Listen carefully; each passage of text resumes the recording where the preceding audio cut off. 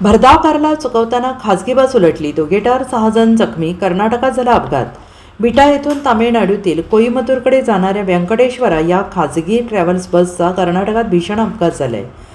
समोरून येणाऱ्या भरधाव मोटारीला चुकवण्याच्या प्रयत्नात ट्रॅव्हल्स थेट दुभाजकावर आदळून पलटी झाली. यात दोघे जागीच ठार झाले तर 6 जण गंभीर जखमी झाले आहेत.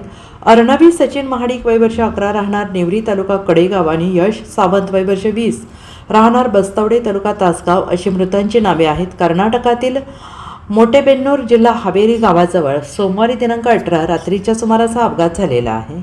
बिट्यातील व्यंकटेश्वरा ट्रॅव्हल्स ही खासगी बस प्रवासी वाहतूक बस क्रमांक AR 11E9291 विटा ते सैलम मार्गे कोईमतूर अशी दररोज ये-जा करीत असते.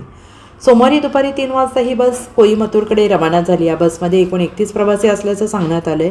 रात्री 12:30 वाजता हावेरी जिल्ह्यातील मोटेबेन्नूर तालुका बॅडगी गावाजवळ राष्ट्रीय महामार्गावरून बस जात असताना दुभाजकाच्या एकाच बाजूने समोरून भरधाव वेगाने दुसरी मोटार आली आणि या मोटारीला चुकवण्याच्या प्रयत्नात ट्रॅव्हल्स थेट दुभाजकावर आदळून पलटी झाली. या अपघातात अर्णवी महाडिक आणि यश सावंत या दोघांचा जागीच मृत्यू झाला आहे तर अन्य 6 जण गंभीर जखमी झाले आहेत. हावेरी जिल्ह्याच्या पोलीस अधीक्षिका यशोदा वंतगोडी यांनी घटनास्थळी भेट देऊन माहिती घेतली आहे.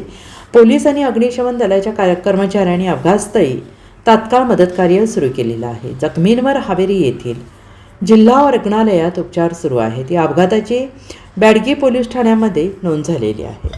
ब्युरो रिपोर्ट SBN मराठी विटा.